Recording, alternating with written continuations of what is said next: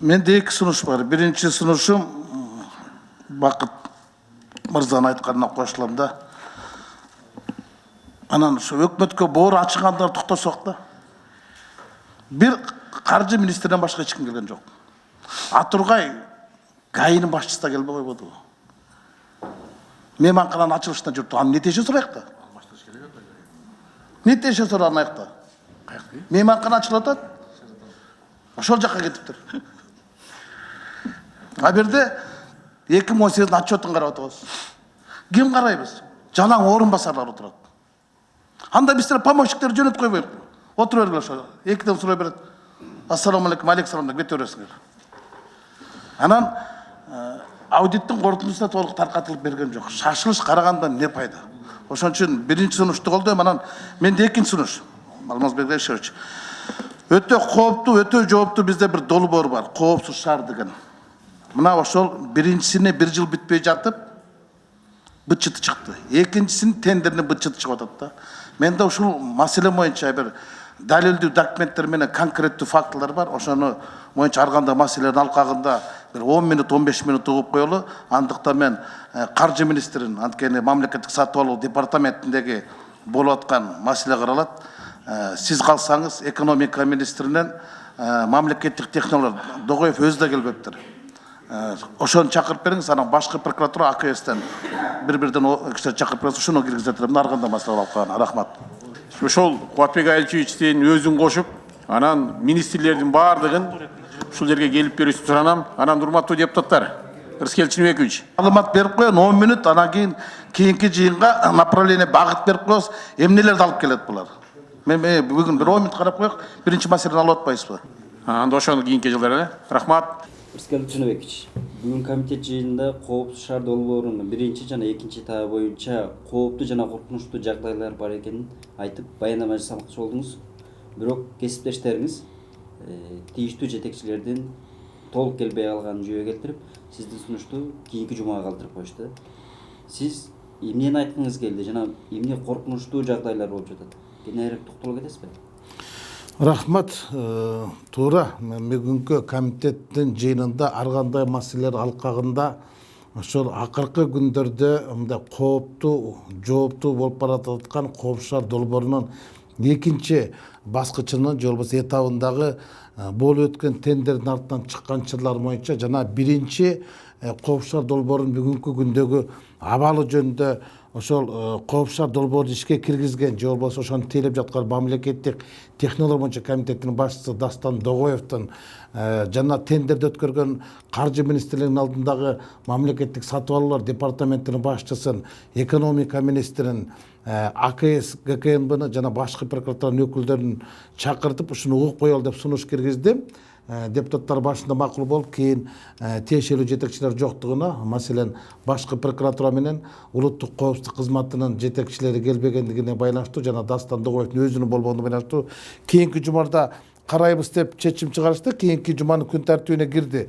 Бирок айтып кое турган нерсени мен эпчилдик кылбай, эртерик кылбай бир эки ооз менен айтып түшүндүрүп кетейин. Бүгүнкү күндө коопсуз шаар долбоорунун экинчи этабы жөнүндө тендер жарыяланып чыкты да. Мени кооптондурганы бул эң негизгиси бул мамлекеттик коопсуздук. Мамлекеттик коопсуздуктун эң маанилүү нерсеси бул маалыматтык коопсуздук. Ошол маалыматтык коопсуздукту биздин мамлекет башка бир мамлекеттик ишканага эмес, башка бир жеке менчик ишканага өткөрүп берип жатканына өзгөчө көңүл буруш керек болуп турат да. Маселен, экинчи долбоордо жеңүүчү болуп туруп кытайлык компания жеңүүчү деп табылды. Алар ошол катышкан орусиялык компанияга салыштырмалуу 2 эсе арзан баа менен берип, ошо тендердин жыйынтыгы боюнча утту деп жарыяланып атат. Бирок алар эмне үчүн арзан беришти? Алардын утуп алган суммасы бир 40 миллион доллардын тегерегинде. Эгер биз биринчи этапта 35 миллион долларга болгон болсок, жалпы Кыргызстанда коопсуз шаар долбоору 75 миллион доллар акчага кетти. Биз bundan 1 жыл мурун Сапар Исаков өкмөт башчы болуп турган кезде Huawei деген атактуу компанияны 60 миллион долларга коопсуз шаар долбоорун куруп беребиз дегенде, ошондо дагы сын айтканбыз. Эмне үчүн кымбат? эмне үчүн Кыргыз Телеком өзү жазабайт 20 миллионго, эмне үчүн башка компания тарткан жоксуз? Бүгүн 75 миллиондон ашып кетти, айткан киши жок. Мен биринчи Кооп шаар долбооруна караманча каршы болгон кишимин, анткени бул карапайым элдин каражатынан ишке ашырыла турган бул конкреттүү эмес, бул коммерциялык долбоор деп бир эмес бир нече жолу айткан. Мына ошолордун баардыгы бүгүн ачыктала баштады. Мына мындан аз гана убакыт мурун Өнүгүү фракциясы өздөрүнүн фракцияда жыйын өткөрүп Кооп шаар долбоорун талкуулашты. Мына ошонун талкуулоо учурунда ошо Кооп шаар долбоорун башында турган өкмөттүн вице-премьер-министри Жеңиш Разаковдун маалыматы чыкты. Ал айтып атат, 2019 жылдын 7 айында жолдо жүрүү эрежелери же болбосо жол кырсыктарынын 3492ге былтыркы жылдырга салыштырмалуу көп болуп, 16%га жол кырсыктары өсүп кетти дейт. Талас, Баткен областтарында 50%га чейин жол кырсыктары өсүп кетти деп атат. Бирок Ысык Көл областы жөнүндө айткан жок. Ысык Көл областында адамдын курман болгондордун саны өтө жогору өсүп кеткен.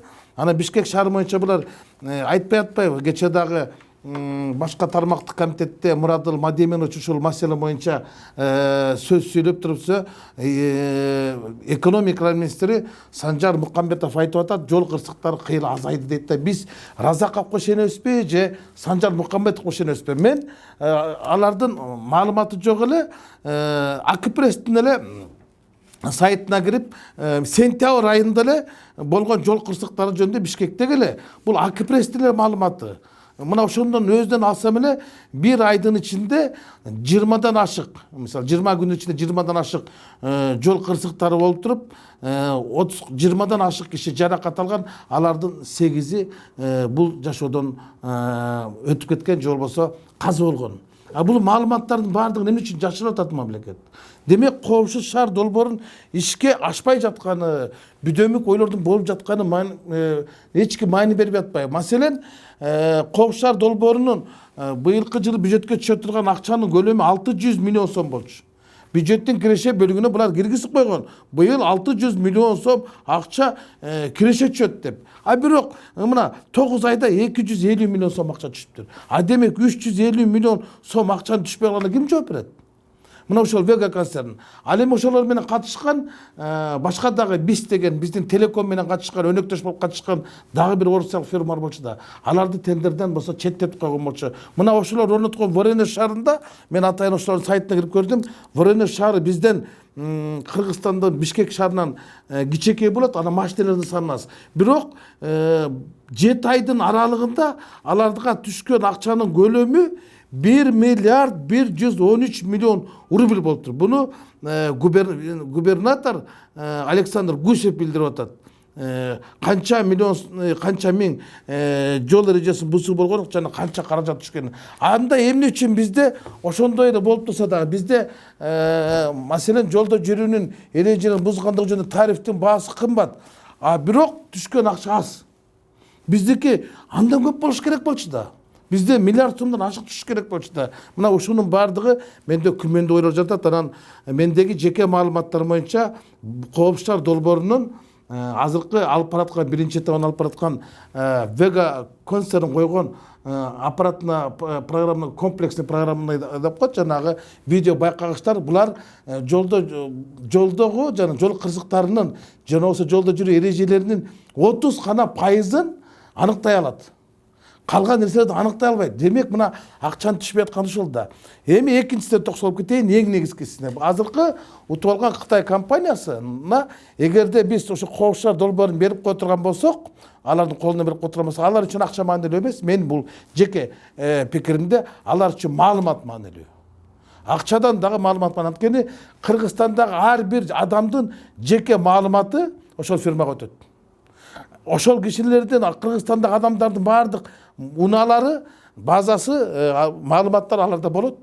Демек алар башка мамлекеттин фирмасы Кыргызстандагы адамдардын жеке маалыматын бардыгын колдоруна алат. Алардын кыймыл мүлктөрүнөн биздин Кыргызстандагы мамлекет башчысынын, өкмөт башчынын, жогорку кеңештин башчысынын, улуттук коопсуздук кызматынын башкы прокурордун кайсы машина менен жүргөнүн, каякта жүргөнүн, алардын аялы, баласы, туугандары кайсы машина менен жүргөнүн маалыматтарын бар кетет да. Мына маалыматтык коопсуздуктан мамлекеттик коопсуздукта ушуну улуттук коопсуздук кызматы караш керек болчу да. Алар буларга өздөрүнүн корутундусун бериш керек болчу да. Жок, күчкө салып буну киргизип атат да. Муну экинчи коопсуздук долбоорунун артында чоң олигархтар турганы, олигархтар эмес эми атактуу адамдар турганы бүгүн ачыкталып жатпайбы? Күчкө салып киргизип атат да. А биз эмнеге буга карап туруш керек? Мына президенттик Сооронбай Шарипович айтып атпайбы? Коррупция менен күрөшүш керек депчи, токтош керек деп. А бирок ошол могу жерде ушундай чоң коррупция болуп атканын, саясий коррупция болуп атканын эч ким көңүл бурбай атпайбы? Мен эң негизгисин айтайын. Бул тендерге катышкан фирманын кытайлык фирманын лицензиясы жок. Сертификаты жок эле баратат. Башкалардан талап кылган. А эмне үчүн булардан талап кылган эмес? Мына ал жерде булар өздөрү порталда жазып атат. Лицензия должна быть получена на территории Кыргызской Республикасы. Бул мамлекеттик сатып алуулар департаментинин сайтында турат. Башка фирмалар үчүн лицензия керек деп, алар лицензияларын берип атат. Бирок утуп алган компаниянын лицензиясы жок. Мындан билесиздерби, бир 5 жыл мурун Лонхай деген фирмага теге Аргын Малабаевтар балыкчы корумду жолун берип койду деп, лицензиясы жок деп туруп, аны кызматтан кетирип өкмөт башчылыгындагы өңтөрүп түшкөн болчу. Азыр эмнеге берип койду? Азыр эмне үчүн бул жөнүндө айтпайт. Анан эң коркунучтуусу бул компания жанагы ГОТЗ деп коет, гарантийное обеспечение тендерный заявка деп коет. Бул жерде булар ошо тендердик сумманын 2%-дан кем эмес акчаны мындай жанагы салып коюш керек алдын ала. Ал үчүн банктагы эсебиңе көргөзүш керек болчу да. Булар $850,000 акчаны накталай салып атат. Мына мандемдин баары ушул жерде жатат. Эгер булар ушул акчадан отказ берсе, но зыны тыгылып койсоң, откат берди болуп калат да. Мен ушудан шек санап атам да, мына ушулардын баардыгын мыйзам бузуулар болгон, нактай акча салган болбойт да. Анда бул артыкчылык болуп калат атпайбы? Лицензиясы жок катышып атса, анан кийин булардын жанагы тех задания деген бар да, булар кайсы бир шаарларда ушундай долбоорду ишке ашырганбы? Мендеги маалымат боюнча булар парковкага эле иштерге ашырышкан. Анан Гилеге Huawei деген компания менен азыркы компанияны салыштырыш мүмкүн эмес да. Анан экинчиден, эгерде башка жанагы БИС деген компания Кыргыз Телеком менен биргеликте барганда, Кыргыз Телеком компаниясы ушул коопсуздук долбоорунун экинчи этабынан 850 миллион сом пайда тапмак. Мына биз ушул акчадан да куржалак кылып атпайбызбы? Эми бул акчанын баардыгы айланып келе карапайым калктын акчасы болот да. Мамлекеттик чиновниктер азыр төлөбөйт да, кызматтык машина менен жүрүшөт да. Кептин баардыгы карапайым калк көтөрөт муну. Анан ошодон түшкөн акчанын эл билиши керек да. Мына азыркы биринчи этабы боюнча эч ким эч нерсе билбей атпайбы. Эмне үчүн 600 миллион эмес 250 миллион түшүп калды? Эмне үчүн ал Вега концерн койгон видео байкагычтар толук иштей албай атат? Эми биринчисин эптей албай атып, биз экинчисине да жол бере атпайбыз. Мына ушундай коркунучтуу нерселердин боюнча мен бүгүн ошо мамлекеттик технология башчысы Дастан Догоевдон, УКМКнын башчысы, башкы прокуратурадан эмне үчүн биздин соттор, анан кийин ведомстволук комиссия башка катышкан фирмалардын арыздарынан карабай баш тартып коюшту. А ошол эле ГРЭСтеги тендердин боюнча эмне болду? Бир топ ошол мамлекеттик каттоо кызматынын башчыларын баардыгын камап салышкан. Силер тендерде бир компанияга мындай ашыгыраак мүмкүнчүлүк бердиңер деп. Ой, эмнеге камап атат азыр? Эмнеге бул тендерге көңүл бурбай атат? Бул жерде көп болот атпайбы сумма? $40 миллион тендер.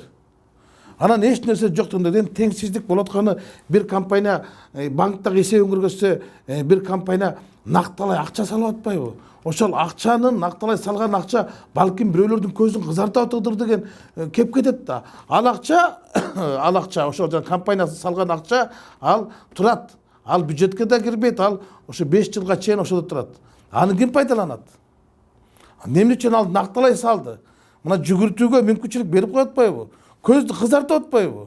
Мына көптүн баары ушунда да, анан ушул боюнча мен эмки жумада анан биринчи этаптын жүрүшү боюнча эмне үчүн өкмөт башчы өзү Мухаммедкалый Дүйшөкевич айтып атат, жолдо жүрүүнүн, же болбосо жол эрежелери бузуулар, же болбосо жанагы авариялардын, жолдогу кырсыктардын саны 46% кыскарды деп атат. Анын орун басары Разаков 16% көбөйдү деп атат. Экономика министри айтып атат, азайды деп. Ал эми булар айтып атат, көбөйдү деп. Эл кимге ишенер ишин койт. Анан экинчиден бул экинчи тендерде мындай биринчи кезекте мамлекеттин коопсуздугу, маалыматтык коопсуздук баарынан жогору туруш керек. Адамдын коопсуздугу деп атпайбы? Жок, мамлекеттин коопсуздугу андан да жогору туруш керек. Анткени Кыргызстандын жарандарынын жана жарандар ээлик кылган кызматтык унаа болобу, жеке менчик унаалар болобу, алар мамлекеттин көзөмөлүндө болуш керек. Башка мамлекеттердин көзөмөлүндө болбош керек. Ушуну айтып коеюн дегем. Рыскел Чыныбекович, сиз Дастан Догоевго суроо бергенче мен сизге бир суроо бере кетейин. Долбоордун биринчи этабы апрель айында иштеп баштаганды эске алганда 250 миллион түштү деп атат да. Анан булардын тарткан камерасы сомго. Жалаң эле жанагы өтмөк пешеходдорду тартып атат. То есть ошого чейин чийимди эле тартып атат да. Андан башка жердеги жол пробкалар турат, жолду туура эмес машиналар турат, аны тартып тартылган жок да. Туура айтып атасың да, мына ошону. Анан кийин могул жерде бул апрелде ишке ашкан эске алуу менен 250 миң туура эле чак келип атабы же бул солоп кеттиби бирөө жагы? Мен негизинен сен туура эле сурооду берип атасың. Эмне үчүн 600 миллион түшпөй калды, анан булар кечирээк баштады дегенде өңүттү айтып атасың да. Бирок дагы бир нерсени эске алыш керек да. Булардын жана койгон видео байкагычтар 18-тен кем эмес, 10дон ашык, 20дан кем эмес функцияларды аткарыш керек болчу. Бул ошол жана кайрылганда, же болбосо ашыкканда жок, булардын андай мүмкүнчүлүгү жок. Булар дүйнөдөгү эң арзан эле видео байкагычтарды коюп келип алып туруп эле ошол менен акча кылып атат да. Бул мен ошон үчүн башында аябай катуу сындаган болчумун. Бул конкреттүү проект эмес, бул коммерциялык проект. Бул деген мощный эмес, бул деген дохлый долбоор. Бул деген карапайым элдин каны иче турган долбоор депчи. Ошондо көпчүлүк жок, бул деген мамлекеттик эң чоң иш-чара болду, чоң долбоор деген. А чоң долбоор болсо чоң сума гана. Бул ушул 6 айдын аралыгындагы биринчи этап өзүн актаган жок деп толук айтканга негиз бар. Анткени бул саясаты боюнча актаган жок. Бул долбоордон жол кырсыктары азайган жок. Мына сентябрь айын алып карайлы. Сентябрь айын алып карай айтып атпайбы? Мен атайын майден запрос кылып алдым. Булар айтып атат, 6 айдын аралыгында Бишкектен жол кырсыктарынан 2 гана адам набыт болду деп атат. Мен Акпресстин сайтынан, Кактус медиа 24 кж сайттан алдым. Сентябрдын 20 күнүндө эле 8 киши набыт болду. Больницага оор акыбалда түшкөн адамдардын дагы бардыгы эле айыгып сакайып кетет деген эч ким кепилдик бере албайт да. Алардын деле оор жаракат алгандан кийин алардын дагы бир тобу көз жумуп кетиши мүмкүн да. Бул маалыматтардын баарын жашырып атпайбы? Демек бул бирөөлөр үчүн керек болуп атат да. Анан бул жол кырсыктары азайбаса, акча түшкөн көбөйбөсө, демек бул дохлый проект болгондо. Бул ишке ашпаган проект болгондо. Ана айтсынчы бирөө, мен менен чыксынчы дебатка. Мен чакырам, кимиси болбосун, мен коркпойм. Мына айтып атат Разаков. 16% жол кырсыктары көбөйүп кетти. 3492 деп өз маалымат берип атат. Жол кырсыктары былтыркы жылы салыштырмалуу көп деп. Адамдардын кайтышып болгон адамдардын саны көбөйүп, түшкөн акчанын саны азайып атса, анда проект иштеген жок да. Бирөө жарым өкмөттөн бирөө жарым жооп бериш керек да. Эмне болуп иштебей жатат? Талаптагыдай эмне үчүн Воронежде 1 миллиард 113 миллион сом түшөт? Эмне үчүн Бишкекте 250 миллион сом түшөт? Бирөө жооп бериш керек да. Анан биз ушуга жоопту таппай туруп экинчи тендерди берип атпайсызбы? Ушундай эле жол менен. Мына ушуну мен айткым келип атат да. Мага ушунусу кызык болуп атат. Экинчи тендер боюнча биз бул биринчи этап башталып атканда эле улуттун коопсуздугу боюнча маселе козголгон да. Анан биринчи этапты Орус ишканасы ишке ашырды. Тажрыйба алып калдык. Экинчине Кыргыз Телеком ишке ашырса болобу да? Шарт бар эле. Туура суроону коюп атасың. Мен айтпай кеткен суроону айттырганга мажбурлап атасың да. Туп-туура мындан 3 жыл мурун биз ошо комитетке жаңы депутат болуп кирип Кыргыз Телекомдун ошол кечтиктеги башчысы Нурлан Мадаминовдон сурадык. Кыргызстандагы Кыргыз Телеком ишканасы коопсуз шаар долбоорун ишке ашырабы десең, биз коопсуз шаар эмес, коопсуз мамлекет долбоор. Бүтүндө Кыргызстандын баардыгында долбоорду ишке бизге болгону $10 миллион керек деген. $10 миллион керек деген. Мына ошол баланы ошол айткан сөздөн кийин кызматтан алып койду. Андан кийин мамлекеттик мүлк министринин башында турган ошол кездеги Болсунбек Казаков дагы бул долбоорду презентация кылган болчу. Аз эле акча менен ишке ашыра турган болчу. Саратовдон тартып келип ошол жактан туруп $20 миллион тегин ишке ашырайын дегенде аны да кызматтан алып коюшту. Мына бунун өзүнөн эле бир кооптуу, жооптуу адамдар бар экенинен көрсөтүп атпайбы? Эмнечи бизди көрсөтөт? Мисалы азыркы компаниялар ошо Кытайдын компаниясы утабы, Орустун компаниясы утабы, Ирландиянын компаниясы утабы, Мексиканын компаниясы айырмасы жок. Булар Кыргыз Телекомдун базасында гана ишке ашыра алат. Анткени оптоволокно деп коет, интернет каналдары бар, кабелдери бар булардын колунда. Бардык маалыматтар ошол кабелдик каналдар аркылуу жыйналат да. Кыргыз Телекомдун берде жардамы жок, бир дагы компания ишке кылбайт. Мени коркутуп кондурганы бул жеке маалыматтардын баардыгы ошо Кыргыз Телекомдун базасында сакталыш керек. Сыртка чыкпаш керек. Сырттан келген инвестор өзүнүн салымын салыш керек дагы, алымын алыш керек. Бирок маалыматтарды алар албаш керек. Кеп ушунда жатат.